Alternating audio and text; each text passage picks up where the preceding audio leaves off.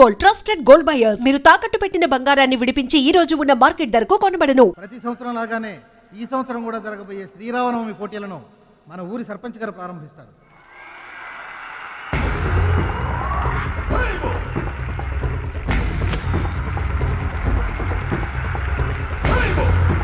బాబాయ్ ఏంటి తోసుకుంటూ వస్తున్నావు? మా బాబాయ్ గెలడం నేను చూడాలిగా. ఎవరు మీ బాబాయ్? అదిగో మిలమిలా మెసిపోతున్నాడే, అతనే మా బాబాయ్. ఆ బండపయ్య అతను గెలవడు. అదిగో సన్నగా ఉన్నాడే మా అన్నయ్య, అతనే గెలుస్తాడు. గాజ్ బెంక్ లో ఉన్నాడు, వాడేం గెలుస్తాడు? మా బాబాయ్ గెలుస్తాడు. లేదు, మా అన్నయ్య గెలుస్తాడు. మా బాబాయ్ గెలుస్తాడు. మా అన్నయ్య గెలుస్తాడు. అలాగా? మీ అన్నయ్య గెలుస్తాడా? సరే. ఎక్కడికి? దేవుడికి దండం పెట్టుకోవాలని. ఏమని? ఈసారి మళ్ళీ మీరు పడవెక్కినప్పుడు దానికి చిల్లు పడి మీరందరు గోదావరిలో మునిపోవాలి. అమ్మో, ఇలా కూడా దండం పెట్టుకుంటారా? మీ బాబాయ్ గెలుస్తాడు, కానీ అలాంటి దండాలు పెట్టుకోవద్దు నువ్వు. సరే, మా బాబాయ్ గెలవాలని దండం పెట్టుకో. సరే.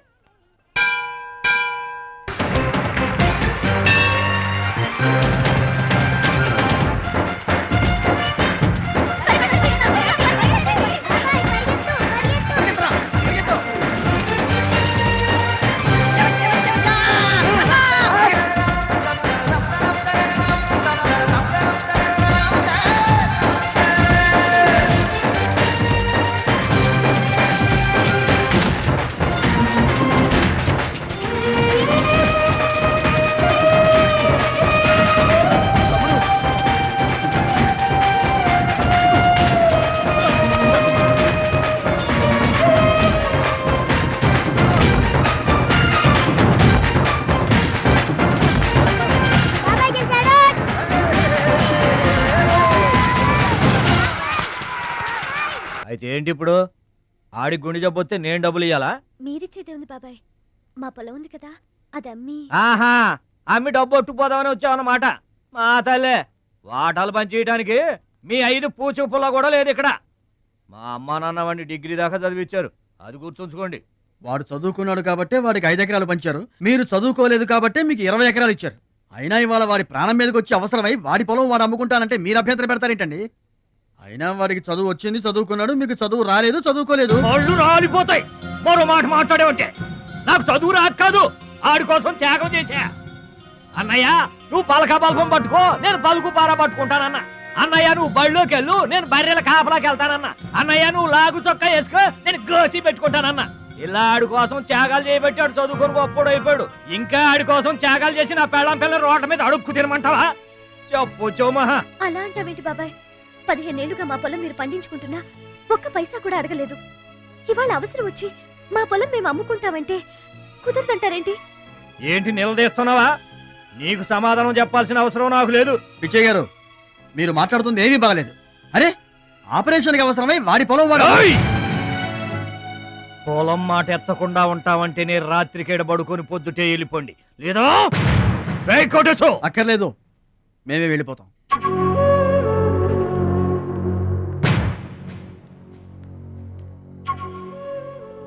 మీరేం బాధపడకండి, ఊరేం గొడ్డుపోలేదు. అమ్మా మహాలక్ష్మి, మీ నాన్నకి మీ బాబాయికి రాముడికి రావణాసురుడుకున్నంత తేడా ఉందమ్మా.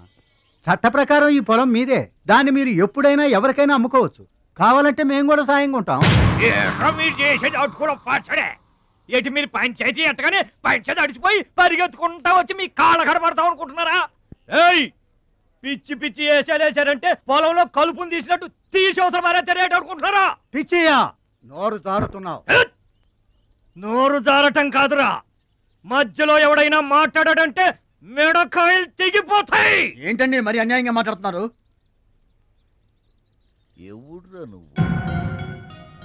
ఎవడ్రా నువ్వు? ఇది మాకు సంబంధించిన విషయం. మధ్యలో మాట్లాడటానికి ఎవడివిరా నువ్వు? మీరు మర్యాద లేకుండా మాట్లాడుతున్నారు. మర్యాద ఎక్కువ ఇచ్చాను కాబట్టే ఇంకా ఈ ఊళ్ళో ఉన్నారు. మళ్ళీ మర్యాదగా చెబుతున్నాను, గోదావరి దాటి అవతలకి వెళ్ళిపోండి, లేకపోతే గోదట్టు కలిపేస్తా. పిచ్చయ్య గారు, మేము ఊరు వచ్చింది పొలం అమ్మి డబ్బు తీసుకెళ్ళడానికి, ఆ పని కాకుండా కదలం.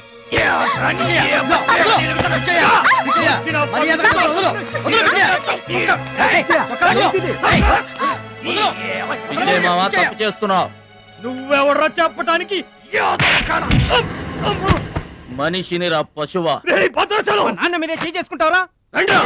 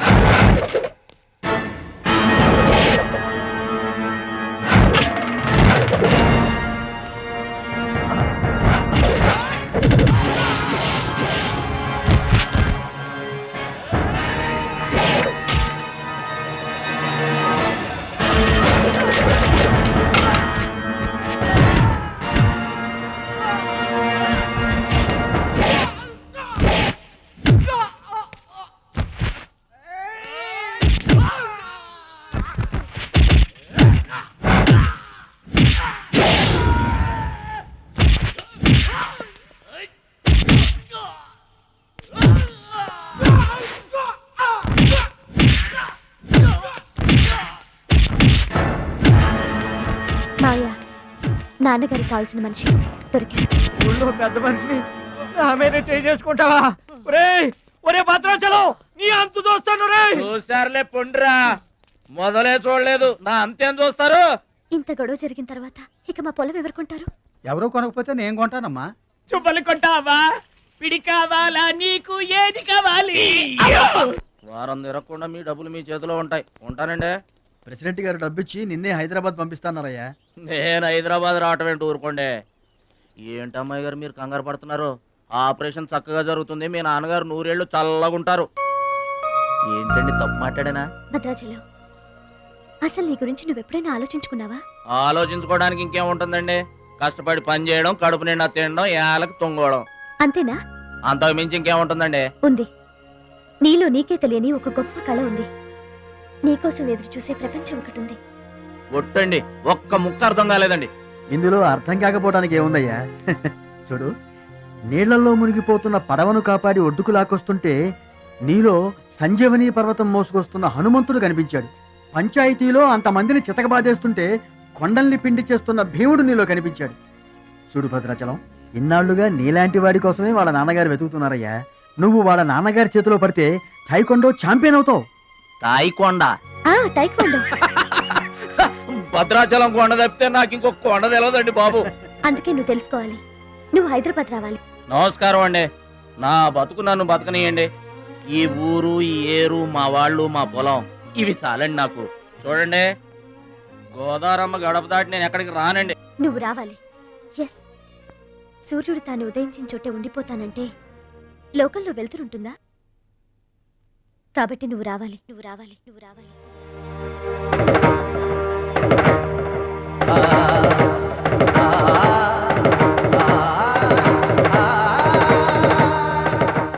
ఇదిగో, ఇది మా అడ్రస్ కార్డు. నువ్వు ఎప్పుడైనా రావచ్చు. ఏమా బయలుదేరదాం?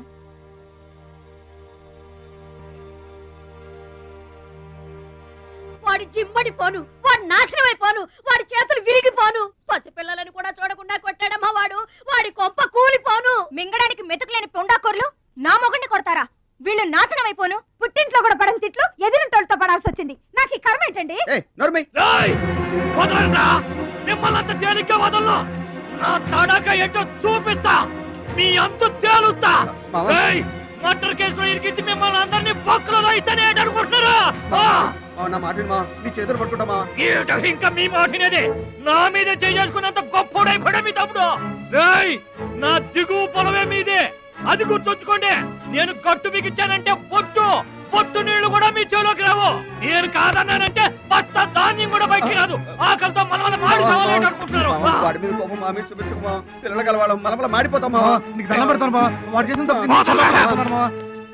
సావగొట్టి చెవులు మొయటం అంటే ఇదే. ఆడు కాళ్ళు ఎరగొట్టవును మీరు కాళ్ళు పట్టుకొని బతుకులాటమునా ఏటని ఈ అబ్బా నాటకాలు ఆడుతున్నారా అదిగో వాడే వస్తున్నాడు కదమ్మా వారి చేత నీ కాళ్ళు పట్టుకోమా వచ్చి మా కాళ్ళు పడతా ముద్దులు అనుకుంటామేట్రా పడు కాళ్ళ మీద. నేను తప్పు చేయలేదన్నయ్య. ఏంట్రా ఎదురు చెప్తున్నావు? వెళ్ళి కాళ్ళు పట్టుకో. నేను తప్పు చేయలేదన్నయ్య. చెప్పరా, చెప్పు. ఆడెందుకు పడతారా? ఆడు పడ్డా మీరు ఏమీ అయినా పడవద్దు. మొత్తం అందరూ కట్టుకొని ఈదిని పడుతురు గాని. ఏమయ్యా మమ్మల్ని ఇట్ట బతకనివా? ఇన్నాళ్ళు మా రెక్కల ముక్కలయ్యేలా వండి పెడితే మాకు మంచి పేరే తెచ్చిపెట్టావు. కొంచెడు బియ్యం వండి పెడితే కొంచెమైనా ఉంచకుండా దున్నపోతలా తింటాడు. అయినా మా బిడ్డే కదా అని ఊరుకున్నాం. సోలెడు పప్పు వండి పెడితే సగం అన్నానికే సరిపెట్టుకు చస్తాడు. అయినా మా అబ్బాయే కదా అని ఊరుకున్నాం. బాలేదా అని ఒక్క 4 రోజులైనా కాలేదు ఆవకాయ పచ్చడి పెట్టి పూటకి కిలో పచ్చడి చొప్పు నాకి పారేసి జాడించి తన్నాడు. ఆయన పోన్లే మా అమర్దే కదా అని సరిపెట్టుకున్నాం. పచ్చళ్ళు మింగితే సరిపెట్టుకుంటాం గాని పరువు మింగుతుంటే ఎలా సరిపెట్టుకుంటామండి? ఏమండి, ఉంటే ఇంట్లో అతనన్నా ఉండాలి, లేదా మేమన్నా ఉండాలి. తేల్చుకోండి. రాక్క ఉంట్రా, నువ్వు ఒక్కడవే ఇంట్లో ఉంట్రా. మేమే వెళ్ళిపోతావురా. పనికి మాల వెధవా. పోతావురా, మేమే పోతాం. ఆగండి అన్నయ్య, నేనే వెళ్ళిపోతాను.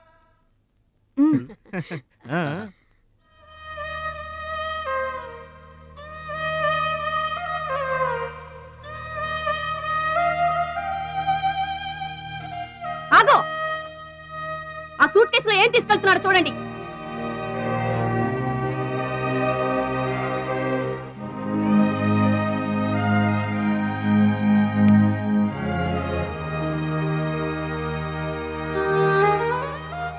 అన్నయ్య, మీకు ఒకళ్ళకొకళ్ళు తోడున్నారు, నాకెవరున్నారు? అమ్మ నాన్నలే నాకు తోడు. వదినమ్మ, అమ్మ నాన్నల ఫోటో మాత్రం తీసుకెళ్తున్నా. మీ సొమ్మేం తీసుకెళ్ళలేదు, ఫోటో మాత్రమే. బాబాయ్ బాబాయ్ వెళ్ళొద్దు బాబాయ్ బాబాయ్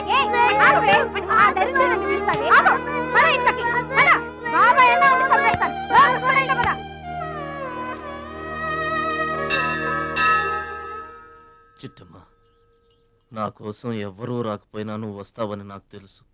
అందుకే ఇక్కడ కూర్చున్నా. ఎక్కడికి వెళ్తున్నావు చిన్నాన్న? పట్నానికమ్మా. నీ దగ్గర డబ్బులున్నాయా? నా దగ్గర డబ్బులు లేవమ్మా. పట్నం వెళ్తున్నానుగా, బోల్డెన్ డబ్బులు తెచ్చిస్తా నీకు. ముందు వెళ్ళడానికి లేవు గానీ వచ్చిన తర్వాత ఇస్తాడంట పెద్ద.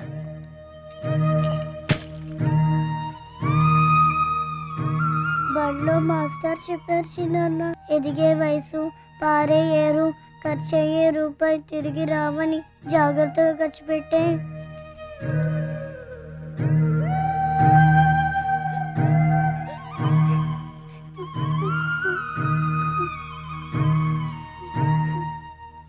పట్నం నుండి నీకేం తీసుకురాను? మంచి పేరు తీసుకురా. ఈ ఊర్లో అందరు నేను మంచోడు అంటారుగా, అలాగే పట్నంలో కూడా అందరి చేత మంచివాడు అనిపించుకోవాలి. మా అమ్మ నాన్నలు కూడా నేను చాలా మంచివాడు అనాలి. సరేనా? గేదె పాలంత స్వచ్ఛమైన మనసు అనేది నీకంతా మంచి జరిగింది. మంచోడికి లోకంలో అంతా మంచి జరుగుద్ది. నీకేం భయం లేదు. నీకు అక్కడ ఏ ఇబ్బంది వచ్చినా వెనక ముందు చూడకుండా వచ్చేసేయి. నువ్వు చేసే కష్టానికి ఎక్కడైనా కళ్ళకద్దుకుని పళ్ళలో పెట్టుకుంటారు భద్రాచలం. ఇదిగో డబ్బు. వద్దండి, ఉంచరా. మా దగ్గర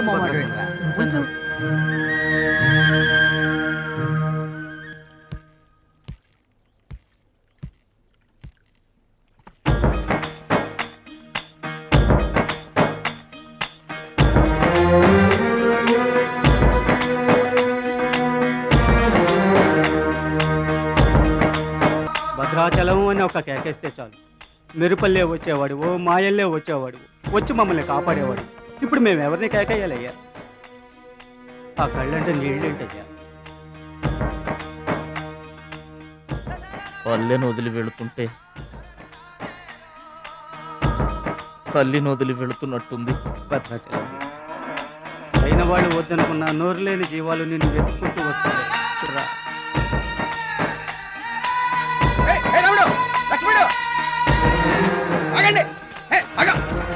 రాముడు, లక్ష్మణుడు బాబాయ్.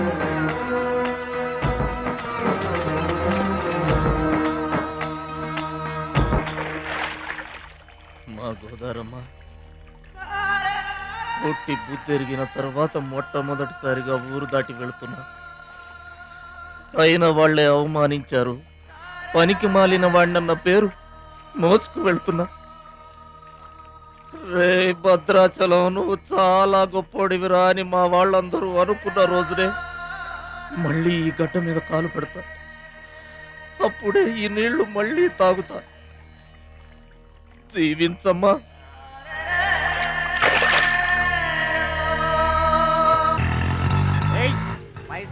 గట్లా చూస్తావేంద్రా?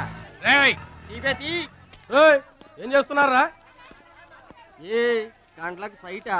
చందాలు వసూలు చేస్తున్నాం. ఎవరి కోసం? అచ్చి బుచ్చీల కోసం. అచ్చి బుచ్చీల వాళ్ళెవర్రా? అచ్చి బాబు బుచ్చి బాబు వీళ్ళ సౌండ్ వద్దు. రీసౌండ్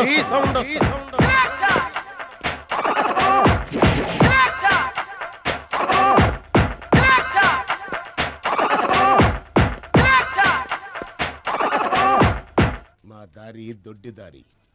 మా దారికి ఎవరన్నా అడ్డొచ్చారా? చాకుతో కాదురా, చుండ్రుతో చంపేస్తాం. గొడ్డలతో కాదురా, గోళ్లలో ఉన్న మట్టితో చంపేస్తాం. తూటాలతో కాదురా, తుమ్ములతో చంపేస్తాం. బుల్లెట్ తో కాదురా, బూతులతో చంపేస్తాం రా. ఆయుధాలతో కాదురా, అరుపులతో చంపేస్తాం. ఓయ్! ఓయ్!